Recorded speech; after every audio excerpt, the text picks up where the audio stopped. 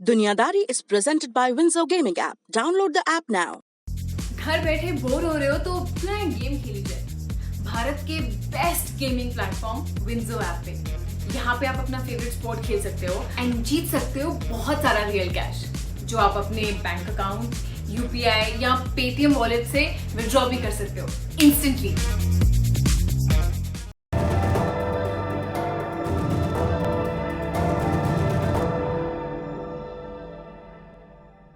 नमस्ते, मेरा नाम है प्रतीक्षा और आप देखना शुरू कर चुके हैं इंटरनेशनल खबरों का हमारा डेली बुलेटिन दुनियादारी। आज बात पाकिस्तान के बड़े यू टर्न की। एक दिन पहले तक लग रहा था कि भारत और पाकिस्तान के बीच सब चंगा हो जाएगा, 1.5 बरस से भी ज्यादा वक्त से बंद व्यापार का रास्ता खुल जाएगा, दोनों देशों के रिश्तों की कड़वाहट कम होगी, लेकिन ऐसा कुछ नहीं हुआ। एक दिन बाद ही पाकिस्तान के कैबिनेट ने इस प्रस्ताव को पलट दिया। पाकिस्तान एक बार फिर से कश्मीर मसले का राग अलापने लगा है। पाकिस्तान ने अपने ही वित्त मंत्री के प्रस्ताव पर पलटी क्यों मार दी? इस यू टर्न के पीछे किसका दबाव है? इस मसले पर एक्सपर्ट्स की क्या राय है? सब विस्तार से बताएंगे।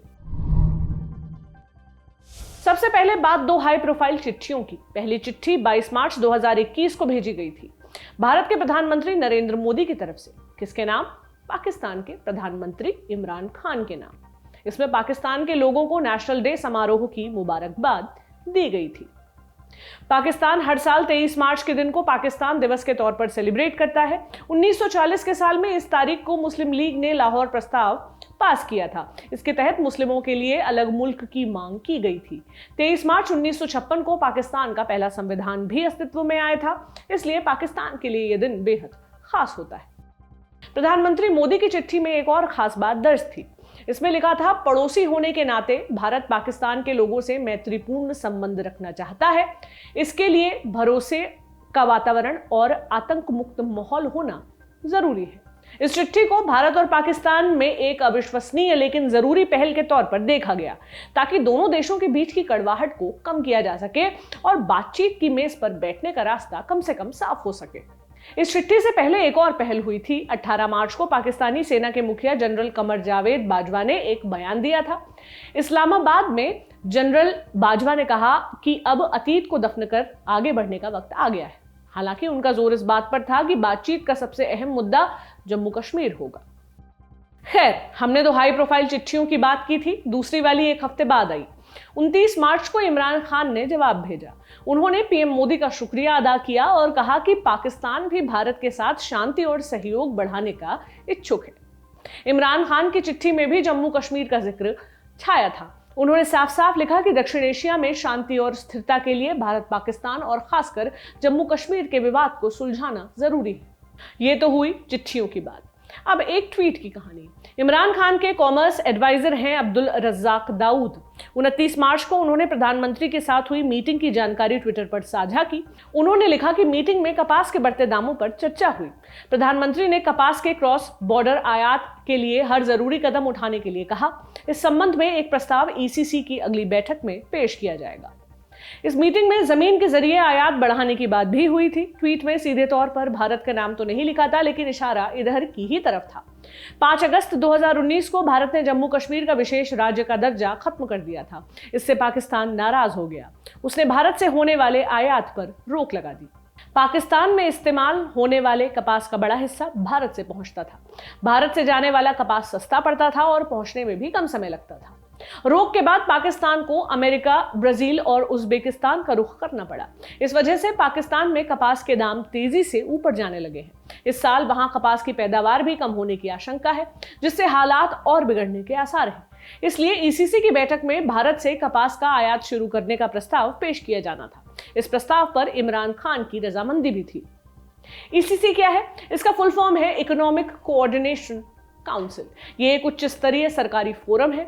इसका मूल काम है आर्थिक और वित्तीय हालत के संबंध में सरकार को सलाह देना और देश की अर्थव्यवस्था से जुड़े जरूरी फैसले लेना। इसकी स्थापना 1965 के साल में हुई थी। उस वक्त पाकिस्तान के राष्ट्रपति रहे अयूब खान के द्वारा। पाकिस्तान के प्रधानमंत्री इसके डिफैक्टो अध्यक्ष होते हैं, लेकिन आमतौर पर ईसीसी की बैठकों की अध्यक्षता वित्त मंत्री करते हैं। इस कमेटी की एक बैठक 31 मार्च को हुई, अब्दुल रज्जाक दाऊद के ट्वीट के एक दिन बाद। इसमें भारत से आयात को लेकर प्रस्ताव पेश हुआ और कमेटी की मंजूरी भी मिल गई। नए नवेले वित्त मंत्री हम्माद अजहर ने मीटिंग के बाद जानकारी साझा की। उन्होंने बताया कि भारत से कपास, सूत और चीनी का आयात जून 2021 से शुरू हो जाएगा। हम्माद अजहर ने यह भी कहा कि भारत में चीनी सस्ती है, इसलिए प्राइवेट सेक्टर को 5 लाख टन चीनी आयात करने की इजाजत दी गई है। हम्माद अजहर के प्रेस कॉन्फ्रेंस के बाद खूब सुर्खियां बनी। कहा गया कि भारत और पाकिस्तान के बीच जो बर्फ जमी हुई है वो अब पिघलने वाली है। लगातार बढ़ रही खटास खत्म होने वाली है। पहले चिट्ठी और फिर ईसीसी की मंजूरी, बहुत कम समय में काफी कुछ बदल रहा था। लगा कि दोनों देश पुरानी बातें भूलकर नई इबारत लिखने वाले हैं। ऐसी उम्मीदों के पीछे की वजह क्या थी? दरअसल पाकिस्तान को चीन से नजदीकी का खासा नुकसान झेलना पड़ा है। अमेरिका में पहले ट्रंप और अब जो बाइडेन की सरकार है, दोनों ही चीन को बड़े दुश्मन की तरह देखते हैं। इसके लिए अमेरिका को इस इलाके में एक मजबूत सहयोगी चाहिए, वो दोस्त भारत है। अमेरिका ने पाकिस्तान को दी जा रही फंडिंग कम कर दी, मदद के मामले में हाथ पीछे खींच लिया है। पाकिस्तान ने अफगानिस्तान में तालिबान के खिलाफ लड़ाई के नाम पर खूब विदेशी मदद हासिल की, लेकिन वो अपनी आर्थिक हालत सुधारने में नाकाम रहा। अब जबकि अमेरिका अफगानिस्तान से निकलने की तैयारी में है, ऐसे में पश्चिमी देशों के साथ उसकी बनी बनाई साख खत्म हो जाए कहना मुश्किल है। जनरल बाजवा का बयान उसी परिवर्तन से जोड़कर देखा जा रहा है। जहां तक चीन से मिल रही मदद का सवाल है, वो एक सूदखोर महाजन के कर्ज की तरह है। पाकिस्तान को भी पता है कि उस कर्ज को चुकाने में सदियां बीत जाएंगी। भारत से रिश्ते खराब होने से खाड़ी के देश भी नाराज चल रहे हैं। उन्होंने पाकिस्तान को दी जा रही मदद लगभग बंद कर दी है। पाकिस्तान की आर्थिक हालत दिनों दिन बदतर होती जा रही है। तो क्या वहां के हुक्मरानों को अक्ल आ गई थी? क्या वे बदलने के लिए तैयार थे या सब कुछ एक छलावा था? इसका जवाब 1 अप्रैल को मिलने वाला था। इस दिन पाकिस्तान के केंद्रीय मंत्रिमंडल की बैठक थी। इसमें ईसीसी के प्रस्ताव पर चर्चा होनी थी। जब मीटिंग खत्म हुई तब पूरी सरकार के सुर बदल गए थे। कैबिनेट ने भारत के साथ व्यापार शुरू करने के प्रपोजल को खारिज कर दिया। कैबिनेट ने कहा कि जब तक जम्मू कश्मीर में पुरानी स्थिति नहीं लौटती, भारत के साथ किसी भी तरह का व्यापार नहीं होगा। पाकिस्तान के विदेश मंत्री शाह महमूद कुरैशी का बयान आया। उन्होंने कहा कि एक माहौल बन रहा था कि भारत के साथ रिश्ते सामान्य हो रहे हैं और व्यापार भी खुल चुका है। कैबिनेट में इस पर चर्चा हुई। प्रधानमंत्री इमरान खान और बाकी लोगों ने एक स्वर में कहा कि जब तक भारत 5 अगस्त 2019 वाले फैसले को वापस नहीं लेता, तब तक संबंधों में सुधार की कोई गुंजाइश नहीं है। यानी साफ था कि कैबिनेट ने ईसीसी के प्रस्ताव को पलट दिया। वो प्रस्ताव जिसकी बैठक में खुद इमरान खान भी मौजूद थे। एक दिन के भीतर ऐसी नौबत क्यों आई? एक तो हुआ ये कि ईसीसी के प्रस्ताव पर विपक्ष ने जमकर इमरान सरकार की आलोचना की। यहां तक कहा कि इमरान खान ने भारत से समझौता कर लिया है, उन्हें पाकिस्तान के हितों की चिंता नहीं है। इमरान सरकार कमजोर पड़ गई। पहले से ही घरेलू मसलों पर घिरी सरकार के लिए ये झेलना मुश्किल हो रहा था। दूसरी बात यह कि जम्मू कश्मीर का मसला पाकिस्तानी राजनीति का केंद्र है। पिछले 7 दशक से इस ढोल को पीटा जा रहा है। ये मुद्दा किसी की सरकार बना भी सकता है और गिरा भी सकता है। जानकारों की माने तो इमरान खान इस स्थिति को छेड़ने से परहेज ही करेंगे। हमने इस पूरे मसले पर बात की रक्षा विशेषज्ञ कमर आगा से। पाकिस्तान के यू टर्न और दोनों देशों के रिश्तों के भविष्य पर वो क्या कहते हैं, सुनिए। कई चीजें थी। एक तो इसके ऊपर ब्रॉड सहमति वहां पे नहीं थी सभी दलों में, लगता ऐसा है। वैसे जो वहाँ की कट्टरपंथी धार्मिक संस्थाएं हैं वो शुरू से खिलाफ में थी कि भारत से कोई संबंध किसी तरह के नहीं होने चाहिए, न व्यापार के और न डिप्लोमेटिक संबंध भी बहुत मिनिमम जो जरूरी है उतने ही रहने चाहिए। दूसरी तरफ आर्मी में भी डिवीजन नजर आता है। पाकिस्तान की जो सेना है इसमें भी जो अब इसका काफी हद तक तालिबानाइजेशन हो चुका है। कट्टरपंथी एलिमेंट्स बहुत स्ट्रांग है वहाँ पे और वो नहीं चाहते कि भारत के साथ किसी भी तरह का कोई संबंध हो। इसके अलावा ये भी है कि ये चाहते थे कि कश्मीर का मुद्दा बना रहे और साथ में इनको अफगानिस्तान में भारत एक बड़ा रोल अलाउ करते, जो वो चाहते हैं वो इनको नहीं मिला।